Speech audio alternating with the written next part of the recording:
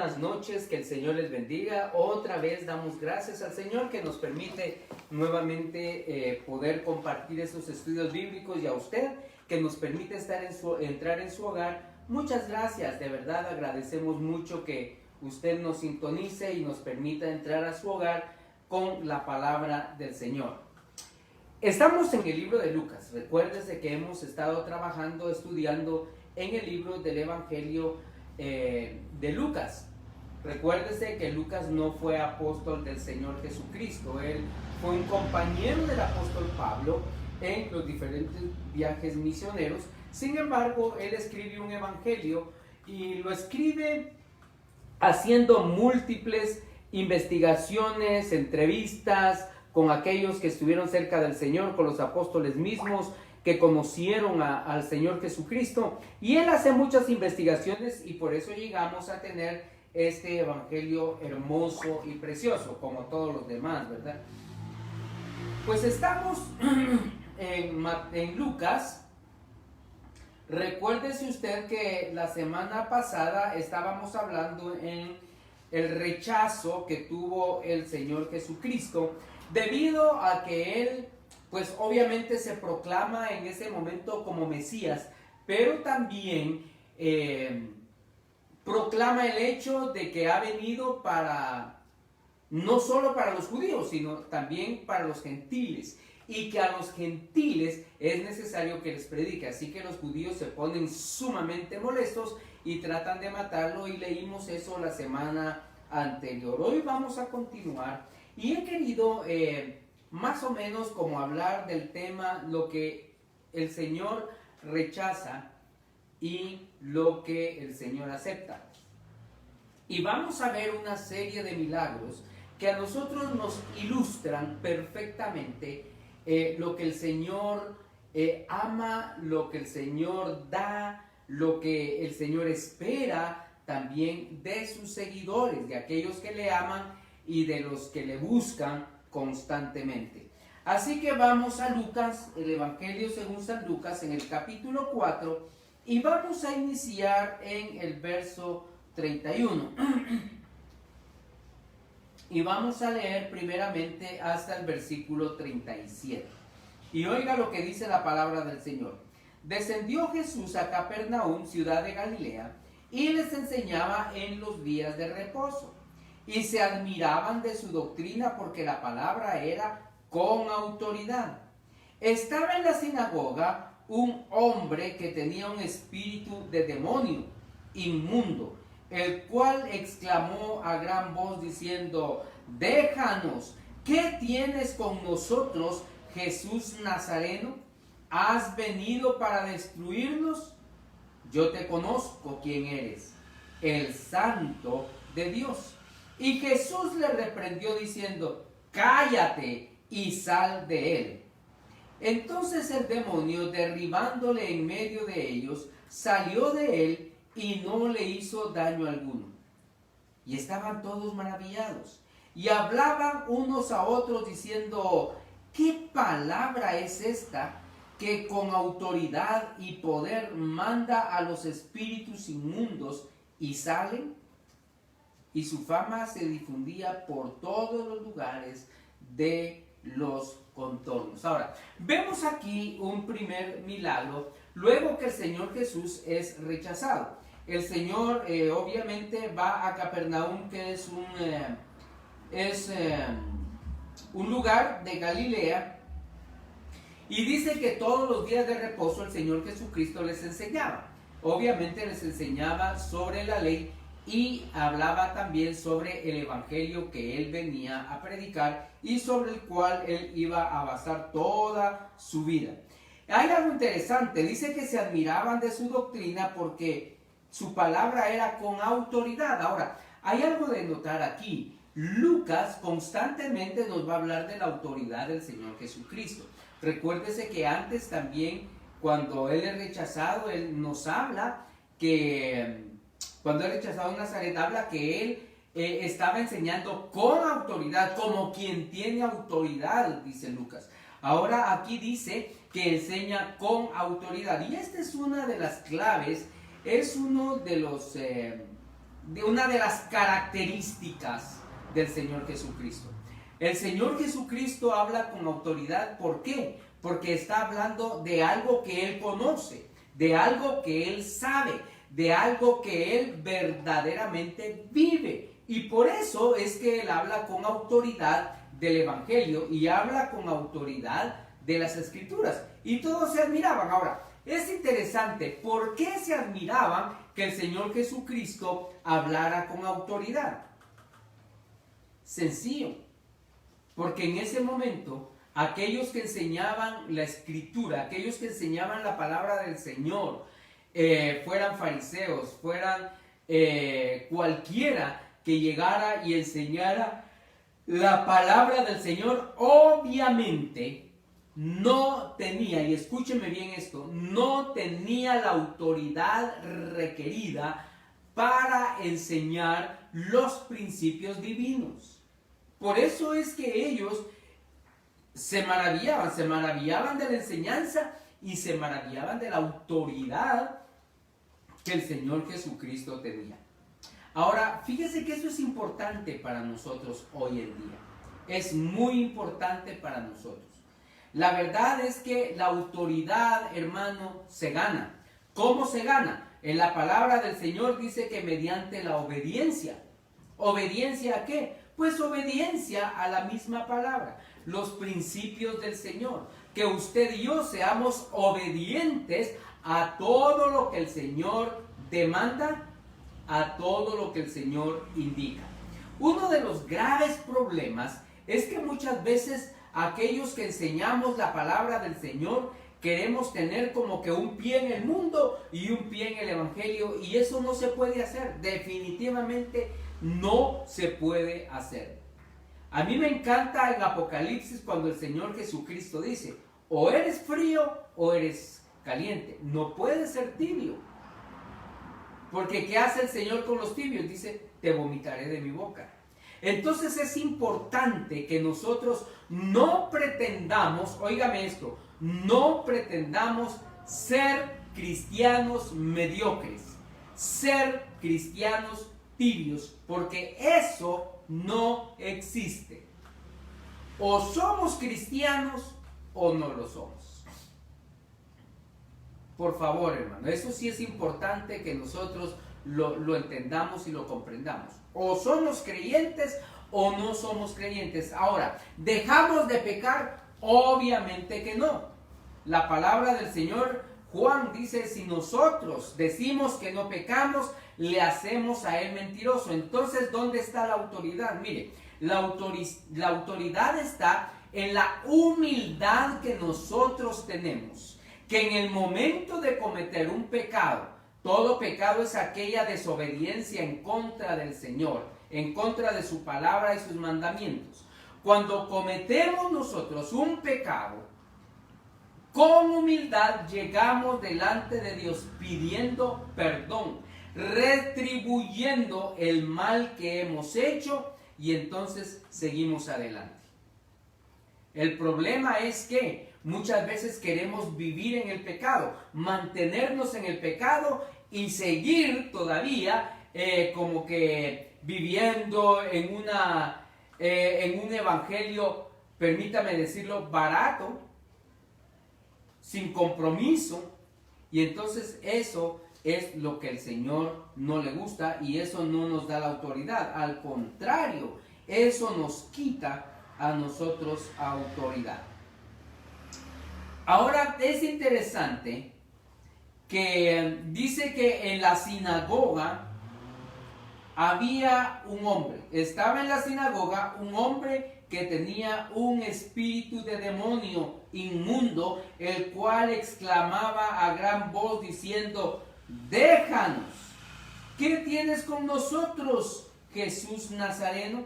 ¿Has venido para destruirnos? Yo conozco quién eres, el Santo de Dios. Ahora, fíjese que aquí se da un drama interesante. Inmediatamente, óigame esto, inmediatamente el demonio reconoce quién es el Señor Jesucristo. El Señor Jesucristo, por lo que la Escritura nos dice, ni siquiera se había dirigido a él en ese momento. Pero el demonio le reconoce y no resiste la presencia del Señor Jesucristo. Así que él se delata. Inmediatamente dice: ¿qué tienes con nosotros? Yo sé quién eres. Eres el Santo de Dios. Y ese mismo demonio comienza a dar testimonio de quién es Jesús. Ahora, es importante esto porque el Señor Jesucristo no pasa de largo e ignora a este hombre, sino al contrario. Lo que hace es hablar, señalar al espíritu inmundo y le dice: cállate y sal de él. Inmediatamente el Señor Jesucristo, con la autoridad que él tenía, lo calla y lo obliga a salir de aquel hombre. Lo libera. Inmediatamente lo libera de la esclavitud que ese hombre tenía del espíritu inmundo. Ahora, hermanos, ¿qué nos enseña esto a nosotros? Pues obviamente nos enseña la grandeza y el poder del Cristo al que nosotros servimos y amamos. El Cristo que nosotros adoramos es un Cristo de poder, hermanos queridos. Es un Cristo de amor y misericordioso. Es un Cristo que nos ve a nosotros tal cual nosotros somos, tal cual nosotros estamos. Y Él obra, Él opera en nuestro favor, de tal manera que nos libera. Ahora, ¿de qué puedo hablar yo aquí? Sí, aquí se está refiriendo obviamente a un espíritu inmundo. Pero muchas veces nosotros somos esclavos de otro tipo de inmundicias. A veces los vicios, a veces nosotros somos esclavos de la mentira, del orgullo, de la vanidad. Somos esclavos del egoísmo. Y eso no nos permite a nosotros ver con claridad al Señor Jesucristo y no nos permite a nosotros vivir de acuerdo a los principios del Señor. Estamos con problemas serios en nuestra vida. Y ahí es cuando el Señor Jesucristo quiere obrar en nosotros. Es cuando la misericordia del Señor se quiere hacer real. Es cuando el poder de Dios quiere hacerse real en nuestra vida. ¿Cómo? Librándonos de cada una de estas situaciones. Tenemos que hacerlo. Porque cuando nosotros queremos vivir de acuerdo a nuestro egoísmo, de acuerdo a nuestros propios principios, de acuerdo a lo que yo creo, no lo que dice la Biblia, cuando yo quiero vivir de acuerdo a mis propios pensamientos, mi orgullo, mi vanidad, entonces, hermano, es cuando yo le fallo al Señor. Es cuando yo comienzo a fallarle al Señor y es cuando yo me alejo de Él. Por esa razón, yo necesito volver al Señor. Y de eso es de lo que también el Señor quiere librarnos a cada uno de nosotros. Es lo que el Señor rechaza de la vida de cada uno de nosotros. Ahora, hay algo interesante otra vez, que los que estaban en la sinagoga dice que empezaron a hablar entre ellos mismos y decían: ¿qué palabra es esta que con autoridad y poder manda a los espíritus inmundos y salen? Imagínense ustedes, ellos no habían visto este tipo de poder, no habían visto este tipo de manifestación, obviamente. No habían visto al Señor Jesucristo en plena acción de misericordia. Y ellos, entre ellos mismos, hablan: ¿qué palabra es esta? ¿Qué enseñanza es esta? ¿Quién es este que enseña estas cosas? Que los espíritus inmundos le obedecen. Los espíritus inmundos le obedecen. Dice que su fama crecía por todo lado. Y eso es algo importante, hermanos. Es algo importante. Porque cuando nosotros de verdad vemos la misericordia de Dios, la manifestación del Dios Todopoderoso va a ser testimonio para otros. Cuando nosotros somos obedientes al Señor y vivimos de acuerdo a los principios que Él nos ha dejado, mire, vamos a servir de testimonio para otros. Y la palabra del Señor correrá como ríos de agua viva. Lucas continúa aquí con una serie de milagros y luego dice que sana a la suegra de Pedro. Dice, entonces Jesús se levantó y salió de la sinagoga y entró a casa de Simón. La suegra de Simón tenía una gran fiebre y le rogaron por ella. E inclinándose hacia ella, reprendió la fiebre y la fiebre la dejó. Y levantándose ella al instante le servía. Ahora, aquí hay algo importante. Dice que va a la casa de Pedro.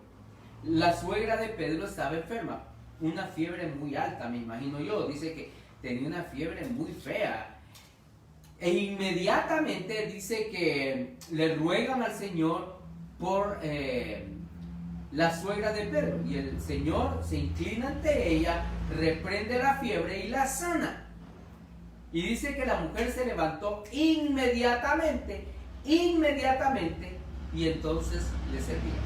Fíjese que nos relata aquí esto Lucas, porque para él es importante que nosotros entendamos que el Señor Jesús sí está interesado en nosotros como personas y como individuos. Nos ama tal cual nosotros somos. El Señor Jesucristo sí se interesa en nuestros problemas, nuestras angustias, nuestras necesidades y nuestras enfermedades. Ahora, es obvio que lo que está haciendo aquí es respondiendo a la oración, porque dice que le rogaron al Señor por la suegra de Pedro. Y Él respondió a ese ruego, respondió a esa súplica. ¿El Señor responde a nuestras oraciones? Sí, hermanos. El Señor responde a nuestras oraciones. A veces nosotros dudamos y llegamos dudando delante del Señor. A veces vemos nuestros problemas más grandes que el poder de Dios. Y déjeme decirle algo, el poder es más grande, el poder de Dios es más grande que cualquier circunstancia que usted o yo estemos viviendo en este momento. La gracia, la misericordia de Dios es perfecta, mucho más amplia que cualquier circunstancia que nosotros estemos viviendo en este momento. Por eso es que para Lucas es importante que nosotros entendamos esto. Y luego nos narra Lucas todavía que muchos dice que fueron sanados. Todos los enfermos que tenían diversas enfermedades los traían a él, y él, poniendo las manos sobre cada uno de ellos, los sanaba. También salían demonios de muchos, dando voces y diciendo: tú eres el Hijo de Dios. Pero él los reprendía y no los dejaba hablar, porque sabían que él era el Cristo. Entonces, hermanos, nosotros encontramos aquí a un Jesús de poder. Él está demostrando aquí que Él es mayor que cualquier cosa, cualquier enfermedad. Él es mayor que cualquier demonio que pueda estar afectando nuestra vida. Jesús es el que controla, el poderoso. Jesús es el que tiene las riendas de este mundo.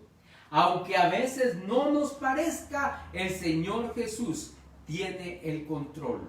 Jesús tiene el control de este mundo, de su vida y de mi vida. Él tiene el control. Por eso es que Lucas nos narra, que dice que muchos fueron sanados. Muchos demonios, dice que salían, y cuando salían daban voces y dando testimonio de quién era el Señor Jesús. Y Él les obligaba a callarse. ¿Por qué? Porque el Señor no quería una fama únicamente, sino que el Señor quería que lo reconocieran como lo que Él era. el Mesías, el Dios todopoderoso que venía para salvar a las personas de su pecado y ofrecerles una vida nueva, una novedad de vida cuando nos acercamos o cuando cada persona se acerca a Él. Así que lo que hace el Señor, luego de predicar, dice que se va por toda Galilea y recorre toda Galilea predicando.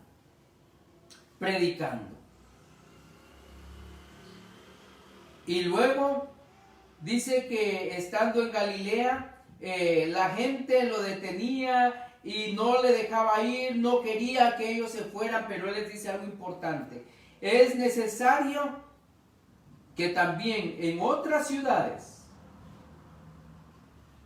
el Evangelio sea anunciado. El Evangelio del reino de Dios, porque para esto he sido enviado. Y predicaba en las sinagogas de Galilea. Ahora, ¿cuál era el propósito primario del Señor? ¿Sanar? ¿Dar de comer? ¿Expulsar demonios? No. No era el propósito primario del Señor. Y perdóneme usted que me ve, pero eso no fue el propósito primario de Jesús.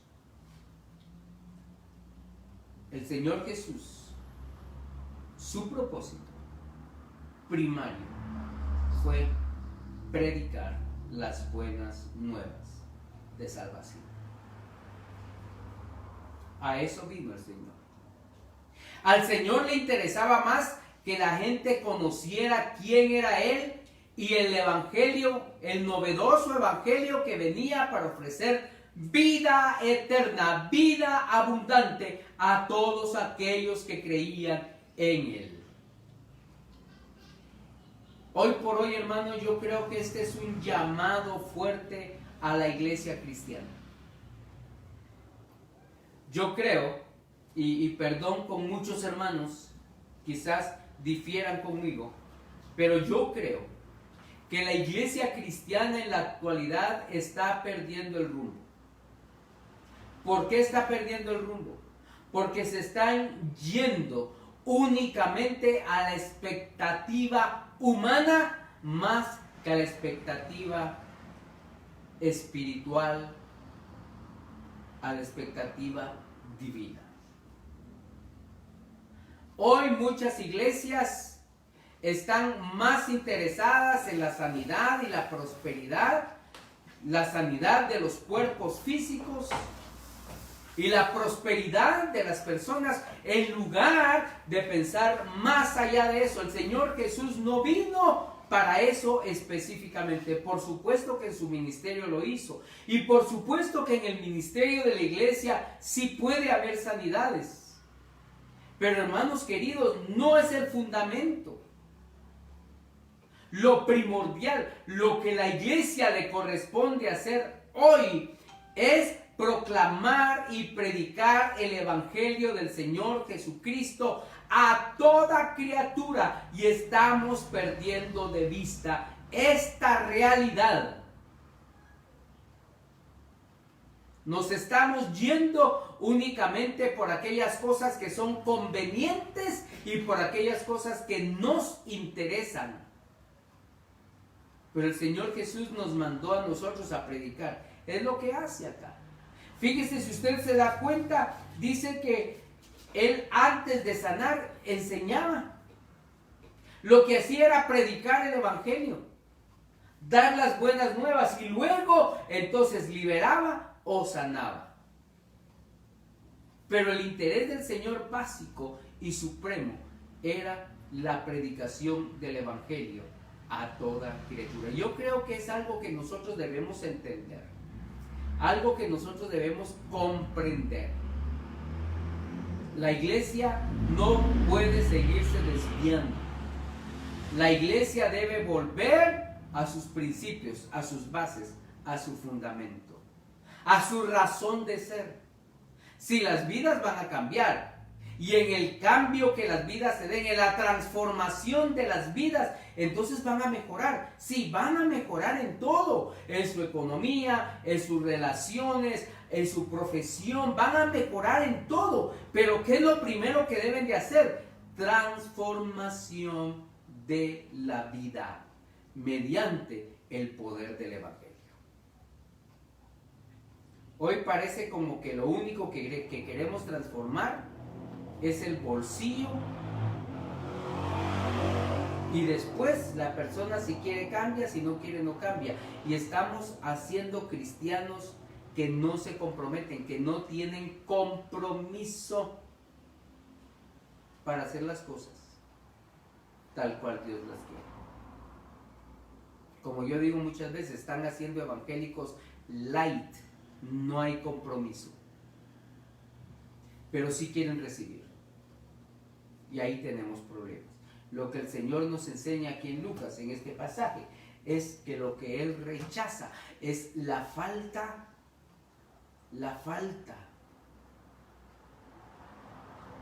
de entereza, la falta de responsabilidad, óigame esto, la falta de dirección. Estamos cambiando la dirección de la iglesia. Primero fuimos llamados a predicar y después todo lo demás.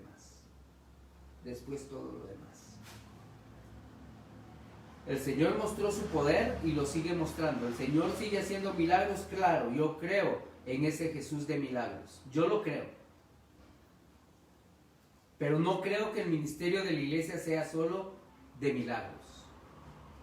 Se van a dar con el poder del Señor. Pero hermanos, primeramente, el milagro más grande que nosotros podemos hacer es la transformación de las personas mediante el Evangelio del Señor Jesucristo. Compromiso, se requiere compromiso.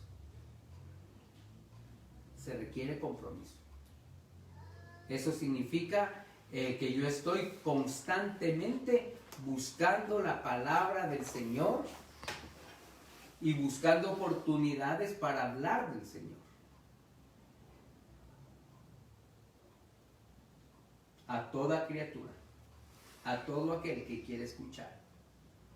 Ahí me manda el Señor a mí, y ahí es donde todos debemos ir. El problema viene como añadidura. Que el Señor nos encuentre haciendo su obra, haciendo su voluntad, trabajando en lo que Él quiere que hagamos. No andando de lugar en lugar, que un día sí, un día no, que tal vez que peleándome con todo el mundo y por eso no voy a la iglesia porque todos son malos. No, hermano, eso es falta de compromiso. Necesitamos, sobre todas las cosas, buscar a Dios. Entonces, el Señor va a transformar la vida, nos va a transformar a nosotros, y nuestra vida puede ser diferente. Oramos. Padre, hoy te damos gracias, Señor, te alabamos, te bendecimos porque tú eres bueno, porque eres grande, porque eres misericordioso. Gracias, Padre, porque tú nos muestras en tu palabra que eres un Dios de poder, un Dios de amor, un Dios de misericordia, pero que estás interesado, Señor, en que nosotros seamos transformados mediante el poder de tu palabra, y que todo lo demás vendrá. Creemos que vendrá, pero viene como añadidura, de acuerdo a tu voluntad y de acuerdo, Señor, a lo que tú quieres para nosotros. Señor, bendice a mis hermanos que están ahí. Padre, quizás con temores, con angustias, con dolor, con tristeza, con necesidades, con angustias, quizás con relaciones rotas. Padre, yo te ruego, Señor, por favor, que obres en cada uno de ellos, que traigas tu paz, que traigas y les muestres la solución a sus problemas, que ellos abran su corazón a ti, Señor, y que la transformación de su vida sea una realidad para gloria tuya. Bendito seas en el nombre de Jesús. Amén. Gracias, hermanos, por recibirme en su casa. Que el Señor les bendiga. Nos vemos en la próxima. Hasta luego, hermano.